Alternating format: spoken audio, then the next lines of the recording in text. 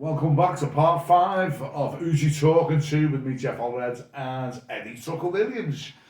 Now, back to the old tale where we were, because obviously with Sam. Was it Sam who got you a nick? What was that about? No, it was we went to a gig, one of the homegrown gigs. It was in Liverpool. What, the Zanzibar was you playing? I forget where it was now. Somewhere like that, yeah. That's sweet, yeah. It was good night, it was good, like, but there was something going on outside, and all the matrix were there, and this, that, and the other. The meat wagons.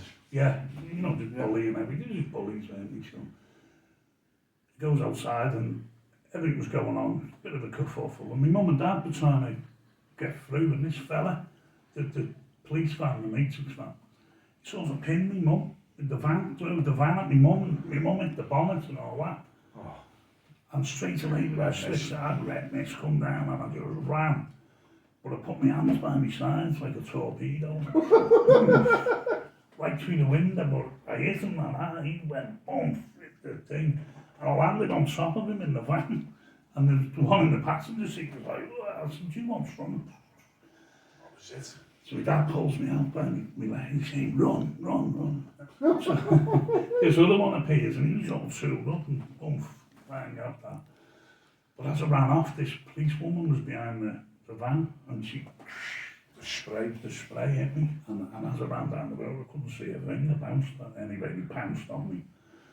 Took me back to the station and that. But they drove round with me, the door open on the van. Because if you've been sprayed, if the wind hits you, it makes it worse.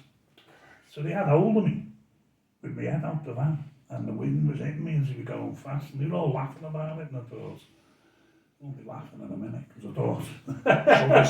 You're sitting there, you're vexed up in the van. I'm in the shit anyway. Your man nearly got run over by them. Yeah. So, I was fuming. But this is your first time in trouble with the police, you know? No. No. There's more tales to come then, folks. Yeah. I'm going to check a class with the police, mate. So you're in the back of the van, come on, and you're screaming. Yeah, they take me down, and it was going through my mind then. I thought, I'm in the shit here for this. I've had it. Like, I thought, I'm in the shit, I'm not backing off. So they get me to the station, threw me out the van, and you know, you're handcuffed up, so you hit the floor like that, and really, boom. Gets me in. Now, unbeknownst to me, my dad is thinking to himself, now my dad's very protective. He's getting arrested, they're going to batter him. So my dad gets himself arrested because he thinks he can come to the jail and protect me. And so he takes me in, and you've got the white line here and you know all that. Just under his check there, the holding area. I'm renowned for stepping over the white line all the time, whatever I do. You know, don't put me in a box. So I'm handcuffed up, and I stood over the line. I didn't realise it was. So this sergeant comes down, and big hard guy, and he shoves me, and I was like... So you're handcuffed? So he said, there's a white line. He said, stand behind the white line. I said, well, I'm playing darts, aren't I? So he says to me, but he come dead close to me, and straight away, I hear my dad's voice in the back, yeah, bastards, you know, listen. So I'm handcuffed up, and he's talking to me like I'm a dickhead, you know. It was in your face. Yeah. Do you think he was just trying to show you? He stunk. He fucking stunk. And basically, I thought, I feel like a kid again, like out of my skin. So, I mean, one of my thoughts is the head, like, and I thought, he said to me, you're handcuffed up, you won't be doing nothing in here. So, click, bang, and he just went. Torpedo strikes again. And as it turns out, like that, I thought they're all going to jump on me, and I turned around, and I don't think any of them liked him anyway, because they all stood there, the police going. So, fuck. I stood there then, and he composed himself, but he was, you know, when you know yourself, you know, when did he bloody his nose? He was gone, mate. He was gone. Wow. But this is one of the, I think I'd have got away with prison if I never stuck the head on him. Because I think that's what they jailed me for. But when I went to court, you know, you go to court and they read out your statement.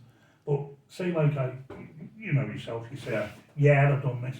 They're reading it out saying, he says, this, that, and the They made me look Oh, worse than I was. So anyway, they jailed me. I knew it was coming, they jailed me. Did you hand your hands in? Did you plead guilty or? Yeah. Fucking They banged to idiot. rights, didn't they? Well, the moment the Did you have sergeant any- was on camera, the judge said I viewed the doors. Should I turn around and say it was a bell for that one? I don't know, but I don't know. Well, it's obviously with your mother being like really trapped by them and stuff like that. You know, Yeah, it's- well, I'm one of them people, me, Jeff. Do anything you like to me, but Yeah. if you bother me, my wife, my family, my kids, anything, I don't care who you are. You know, it's happening. Exactly. But it's game on. But yeah, they carted me off to Walton. That was a trail man in itself. I So, couldn't fit in there. I was quite big then. Yeah, you know, that's right, I was yeah. big like.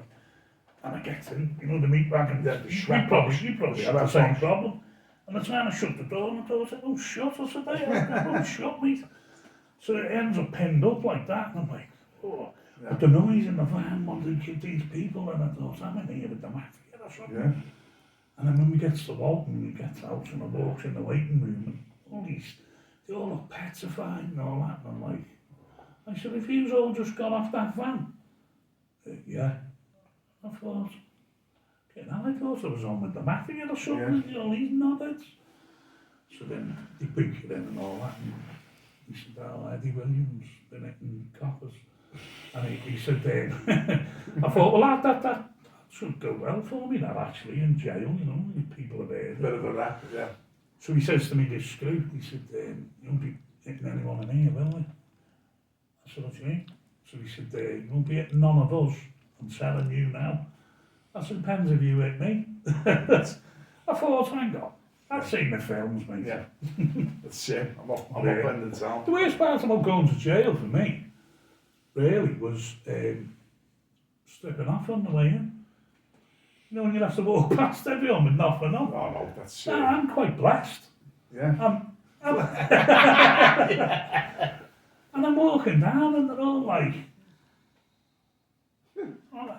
it's very intrusive. When I went in, he said to me, "That's the smallest one yet we've seen." I was like, "What? What am I had to send me?" Oh my God. No, it's it. But I got a job in the kitchen and all that, and I was all right. I had no real trouble in Walton or anything. You know, Yeah. what I find, places like that, a lot of people panic about going to prison. It's like going back to school, innit? But you can't go home.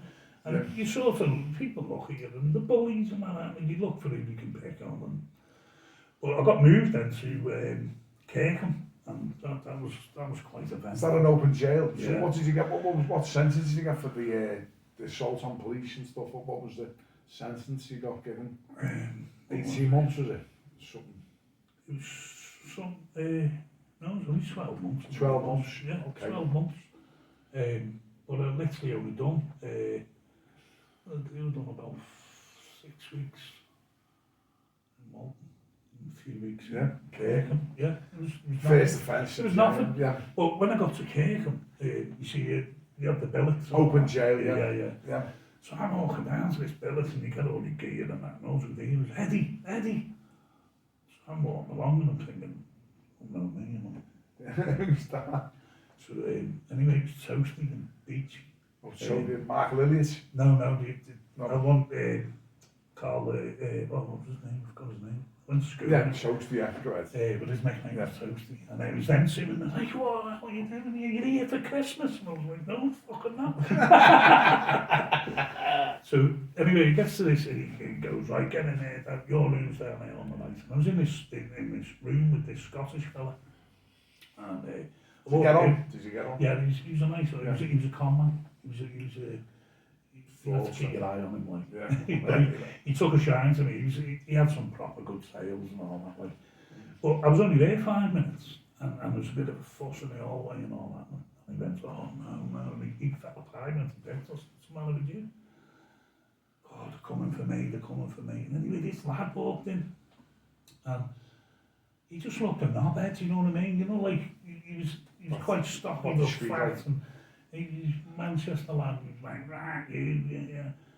So I'm looking at him, he's nearly 70, this fella. I mean, they were bullying him, you know. You don't like bullies, no, do you? I can't stand You've been bullies. around. A lot of people have said I was a bully over the years. We've never been bullied, never started a fight. Yeah. You know, stand up for what you believe in. But anyway, they come in and they were saying to him, you know, we want this off, we want it. They basically after these pot noodles and all this, you know what I mean? It's canteen. So I'm sat there and I went, he went, near you. I said, listen mate, I said, when we get off, I said, I've only just moved in. I said, you know, leave the fella alone. So as he started walking to me, you know when someone's going to do something, don't you? So I'm sat on the bed and I thought, we'll shake your hand. We'll sort this right out here. So he got halfway across the room and I just straight up, bump, bump. And the other two behind him, who were giving it all a mouth, I went, right, and whoop, gone. Yeah, the door banging on the way out. Like hyenas. So this Scottish fellow, what was his name? John or something, I can't remember. He went to bed, he was like, oh, this is gonna meet, they've got a gang. And all. I said, whatever, I said, everyone's got a gang. I said, how many people are in here? I said, this is our gang. Yeah. And this fella behind heard that. And he come walking around, and he's a big fella, but he was a nice fella. Yeah. And he went, that's right. He said, this is our gang. So that's what happened then. The whole billet become a gang. And no one bothered coming in and all that. But I remember I was on the phone. Remember the phone cards? Yeah. And I was on the phone to our ice. You know, our big icy, yeah. Yeah, I was on the phone to our icy. And this lad was watching me, and I thought, he's with them, so on the phone. Remember the phone with the cable, the metal cable? So on the phone like that, and I'm looking at him, and I said, it's all right, ice, I'll see you later, yeah, all right, see you later. So I puts the phone down and takes it out.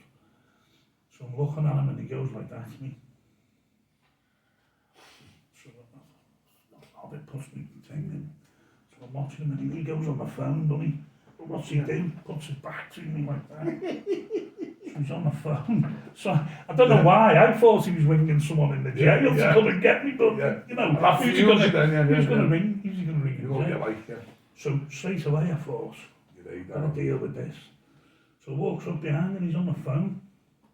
And I just grabbed the phone. Remember the metal cable? Yeah, the cable, yeah. I pulled the phone like that, but I went round over him and I pulled it. And I just went like that and I went, what's all this? And he's going, no, listen mate, but I hit him with the receiver.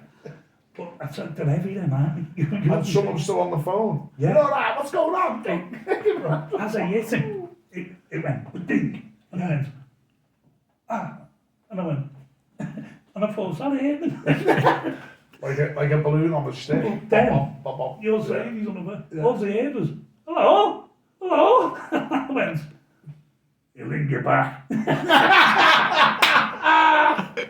Oh, so I walked away and then jeez. I got a job in